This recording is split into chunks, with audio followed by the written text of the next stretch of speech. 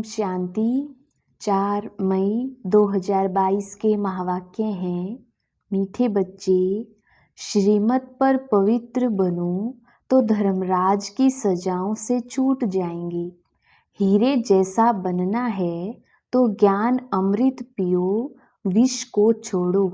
प्रश्न, सतयुगी पद का सारा मदार किस बात पर है? उत्तर, पवित्रता पर। तुम्हें याद में रह पवित्र जरूर बनना है।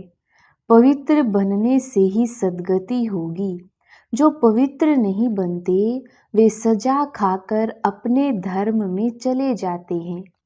तुम भल घर में रहो परंतु किसी देहधारी को याद नहीं करो। पवित्र रहो तो ऊंच पद मिल जाएगा। गीत, तुम्हें पाके हमने जहान पा लिया है। ओम शांति। शिव भगवानुवाच, और कोई को भी भगवान नहीं कहा जाता। एक निराकार परम पिता परमात्मा को ही शिव बाबा कहा जाता है। वह है सभी आत्माओं का बाप। पहले पहले यह निश्चय होना चाहिए, हम शिव बाबा के बच्चे जरूर हैं। दुख के समय कहते हैं परमात्मा सहायता करो, रहम करो। यह भी नहीं जानते कि हमारी आत्मा परमात्मा को याद करती है। अहम आत्मा का बाप वह है। इस समय सारी दुनिया है पतित आत्माओं की। गाते हैं हम पापी नीच हैं, आप संपूर्ण निर्विकारी हैं, परंतु फिर भी अपने को समझते नहीं हैं। बाप समझाते हैं कि जब तुम कहते हो भगवान बाप एक है तो तुम सब आपस में भाई भाई हो गए। फिर शरीर के नाते सब भाई बहन ठहरे। शिव बाबा के बच्चे फिर प्रजापिता ब्रह्मा के भी बच्चे ठहरे। यह तुम्हारा बेहद का बाप टीचर गुरु है। यह कहते हैं मैं तुमको पतित नहीं बनाता हूँ, मैं तो आया हूँ पावन बनाने। अगर मेरी मत पर चलेंगे तो। यहाँ तो सब मनुष्य रावण मत पर हैं। सब में 5 विकार हैं। बाप कहते हैं बच्चे अब निर्विकारी बनो, श्रीमत पर चलो। परंतु विकारों को छोड़ते ही नहीं हैं तो स्वर्ग के मालिक बनते नहीं। सब अजामिल जैसे पापी बन गए हैं। रावण संप्रदाय है, यह शोक वाटिका है। कितना दुखी है। बाप आकर फिर राम राज्य बनाते हैं तो तुम बच्चे जानते हो कि यह सच्चा सच्चा युद्ध का मैदान है। गीता में भगवान कहते हैं काम महाशत्रु है, उन पर जीत पहनो। सो तो पहनते नहीं हैं। अभी बाप बैठ समझाते हैं। तुम्हारी आत्मा इन ऑर्गन्स द्वारा सुनती है, फिर सुनाती है। एक्ट आत्मा करती है। हम आत्मा हैं, शरीर धारण कर पार्ट बजाते हैं, परंतु मनुष्य आत्म अभिमानी के बदले देह अभिमानी बन पड़े हैं। अब बाप कहते हैं देही अभिमानी बनो। सतयुग में आत्म अभिमानी रहते हैं, परमात्मा को नहीं जानते हैं। यहाँ तुम देह अभिमानी हो और परमात्मा को भी नहीं जानते हो, इसलिए तुम्हारी ऐसी दुर्गति हो गई है। दुर्गति को भी समझते नहीं। जिनके पास धन बहुत है वह तो समझते हैं हम स्वर्ग में बैठे हैं। बाप कहते हैं यह सब गरीब बन जाते हैं क्योंकि विनाश होना है। विनाश होना तो अच्छा है ना, हम फिर मुक्ति धाम में चले जाएंगे। इसमें तो खुश होना चाहिए। तुम मरने के लिए तैयारी कर रहे हो। मनुष्य तो मरने से डरते हैं। बाप तुमको वैकुंठ ले चलने के लिए लायक बना रहे हैं। पतित तो पतित दुनिया में ही जन्म लेते रहते हैं। स्वर्गवासी कोई भी नहीं होते। मूल बात है बाप कहते हैं पवित्र बनो। पवित्र बनने बिगर पवित्र दुनिया में चल नहीं सकेंगे। पवित्रता पर ही अबलाओं पर मार पड़ती है। विष को अमृत समझते हैं। बाप कहते हैं ज्ञान अमृत से तुमको हीरे जैसा बनाता हूँ, फिर तुम विष खाकर कोड़ी जैसे क्यों बनते हो? आधा कल्प तुमने विष खाया, अब मेरी आज्ञा मानो, नहीं तो धर्मराज के डंडे खाने पड़ेंगे। लौकिक बाप भी कहते हैं बच्चे, ऐसा काम नहीं करो जो कुल का नाम बदनाम हो। बेहद का बाप कहते हैं श्रीमत पर चलो, पवित्र बनो। अगर काम चिता पर बैठे तो तुम्हारा मुंह काला तो है और ही काला हो जाएगा। अभी तुमको ज्ञान चिता पर बिठाए गोरा बनाते हैं। काम चिता पर बैठने से स्वर्ग का मुंह भी नहीं देख सकेंगे, इसलिए बाप कहते हैं अब श्रीमत पर चलो। बाप तो बच्चों से ही बात करेंगे ना, बच्चे ही जानते हैं बाप हमको स्वर्ग का वर्षा देने आए हैं। कलयुग अब पूरा होना है। जो बाप की श्रीमत पर चलेंगे उनकी ही सद्गति होगी। पवित्र नहीं बनेंगे तो सजा खाकर अपने धर्म में चले जाएंगे। भारतवासी ही स्वर्गवासी थे, अब पतित बन पड़े हैं। स्वर्ग का पता ही नहीं है। तो बाप कहते हैं तुम मेरी श्रीमत पर ना चल, औरों की मत पर चल, विकार में गए तो मरे। फिर भल पिछाड़ी में स्वर्ग में आएंगे, परंतु पद बहुत हल्का पाएंगे। अभी जो साहूकार हैं वह गरीब बन जाते हैं, जो यहाँ गरीब हैं वह साहूकार बनेंगे। बाप गरीब निवाज है, सारा मदार पवित्रता पर है। बाप के साथ योग लगाने से तुम पावन बनेंगे। बाप बच्चों को समझाते हैं, मैं तुमको राजयोग सिखाता हूँ, मैं घर बार नहीं छुड़ाता हूँ। भल घर में रहो, परंतु विकार में मत जाओ और कोई भी देहधारी को याद नहीं करो। इस समय सब पतित हैं। सतयुग में पावन देवता थे, इस समय वह भी पतित बन पड़े हैं।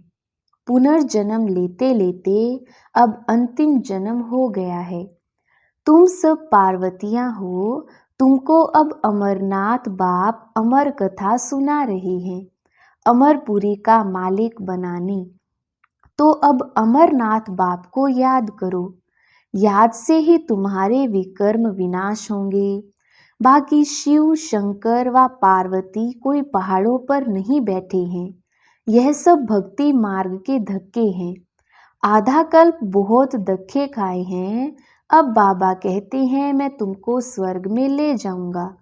सतयुग में सुख ही सुख है, ना धक्के खाते ना गिरते।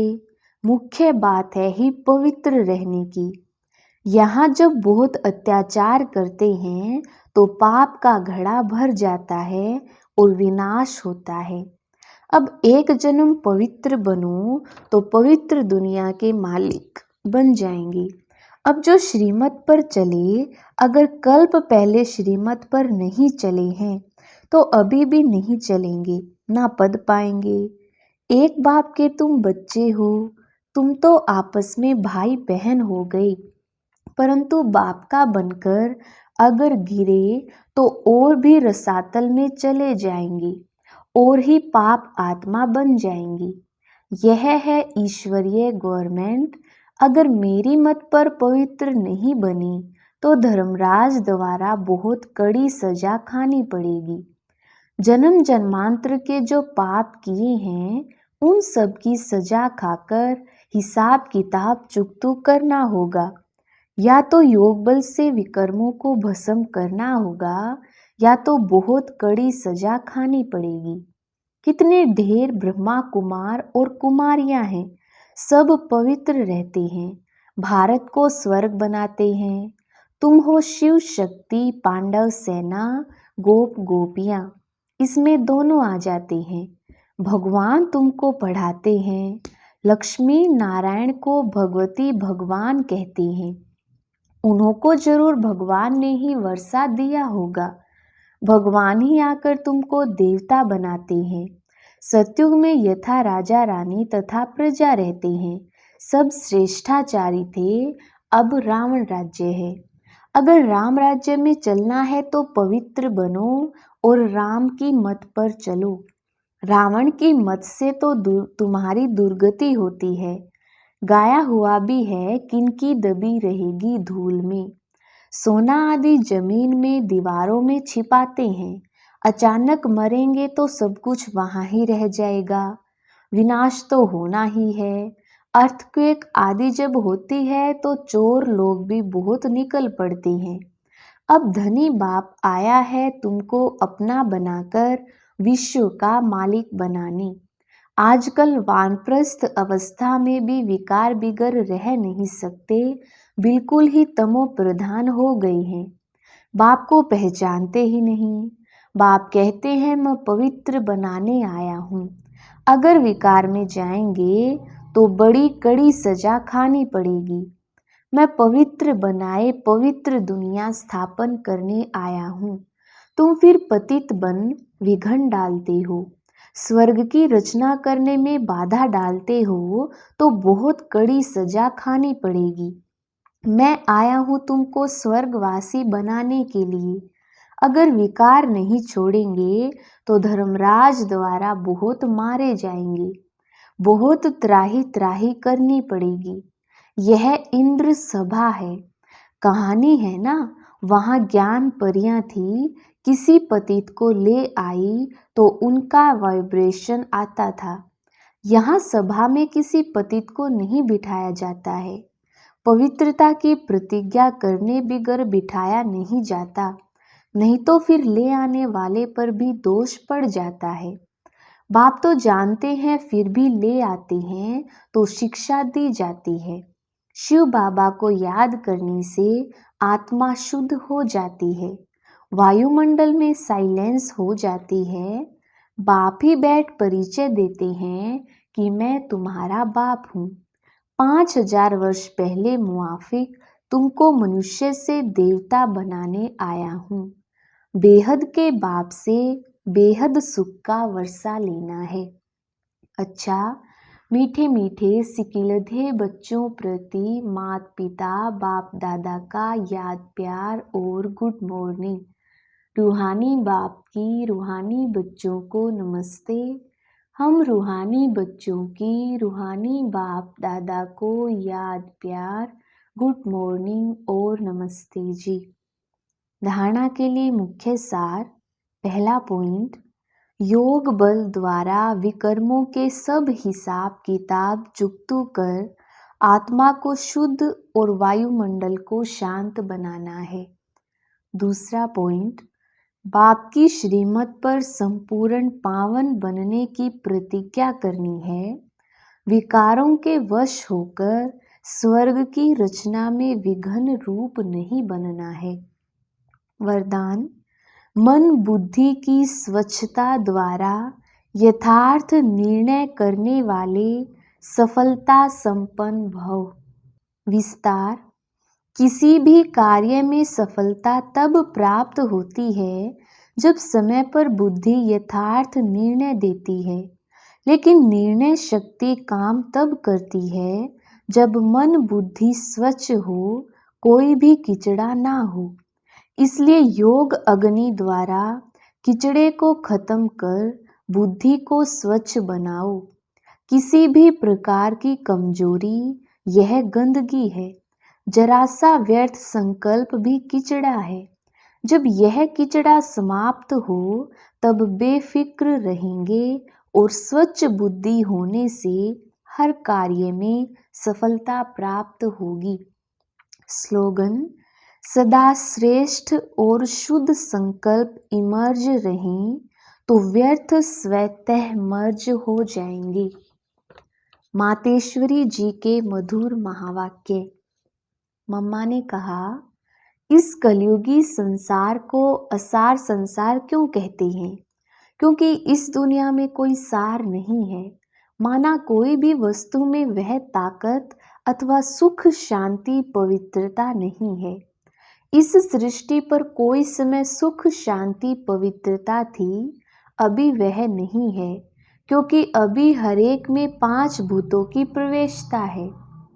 इसलिए ही इस सृष्टि को भय का सागर अथवा कर्म बंधन का सागर कहते हैं।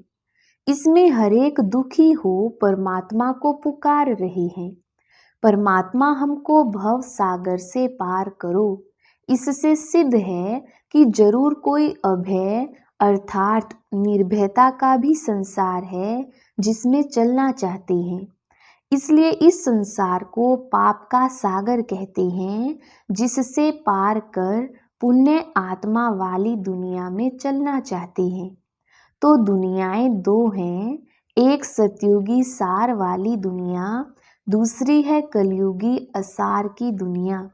दोनों दुनियाएं इस सृष्टि पर होती हैं। मनुष्य कहते हैं, हे प्रभु, हमें इस भव सागर से उस पार ले चलो। उस पार का मतलब क्या है? लोग समझते हैं उस पार का मतलब है जन्म मरण के चक्र में ना आना, अर्थात मुक्त हो जाना। अब यह तो हुआ मनुष्यों का कहना, परंतु परमात्मा कहते हैं, बच्चों, सचमुच जहाँ सुख शांति है, दुख अशांति से दूर है, उस दुनिया में मैं तुमको ले चलता हूँ। जब तुम सुख चाहते हो तो जरूर वो इस जीवन में होना चाहिए। अब वो तो सतयुगी वैकुंठ के देवताओं की दुनिया थी, जहाँ सर्वदा सुखी जीवन थी। उन देवताओं को अमर कहते थे। अब अमर का भी कोई अर्थ नहीं है। ऐसे तो नहीं देवताओं की आयु इतनी बड़ी थी जो कभी मरते नहीं थे। अब यह कहना उन्हों का रोंग है, क्योंकि ऐसे है नहीं। उनकी आयु कोई सतयुग त्रेता तक नहीं चलती है, परंतु देवी देवताओं के जन्म सतयुग त्रेता में बहुत हुए हैं। 21 जन्म तो उन्होंने अच्छा राज्य चलाया है, और फिर 63 जन्म द्वापर से कलयुग के अंत तक टोटल उन्हों के जन्म चढ़ती कला वाले 21 हुए और उतरती कला वाले 63 हुए। टोटल मनुष्य 84 जन्म लेते हैं। बाकी यह जो मनुष्य समझते हैं कि मनुष्य 84 लाख योनियां भोगते हैं, यह कहना भूल है। अगर मनुष्य अपनी योनि में सुख दुख दोनों पार्ट भोग सकते हैं, तो फिर जानवर योनि में भोगने की जरूरत ही क्या है। बाकी टोटल सृष्टि पर जानवर, पशु, पंछी आदि 84 लाख योनियां हो सकती हैं, क्योंकि अनेक किस्म की पैदाइश है। लेकिन मनुष्य योनि में ही अपना पाप पुण्य भोग रही है, और जानवर अपनी योनियों में भोग रही है। ना मनुष्य जानवर की योनि लेता और ना जानवर मनुष्य की योनि में आता है। मनुष्य को अपनी योनि में ही भोगनी पड़ती है, इसलिए उसे मनुष्य जीवन में ही सुख दुख की महसूसता होती है। ऐसे ही जानवर को भी अपनी योनि में सुख दुख भोगना है, मगर उन्होंने यह बुद्धि नहीं कि यह भोगना किस कर्म से हुई है। उन्हों की भोगना को भी मनुष्य फील करता है, क्योंकि मनुष्य है बुद्धिवान। बाकी ऐसे नहीं मनुष्य कोई 84 लाख योनियां भोगते हैं। यह तो मनुष्यों को डराने के लिए कह देते हैं कि अगर गलत कर्म करोगे तो पशु योनि में जन्म मिलेगा। हम भी अभी इस संगम समय पर अपने जीवन को पलटाए, पर पाप आत्मा से पुण्य आत्मा बन रहे हैं। अच्छा, ओम शांति।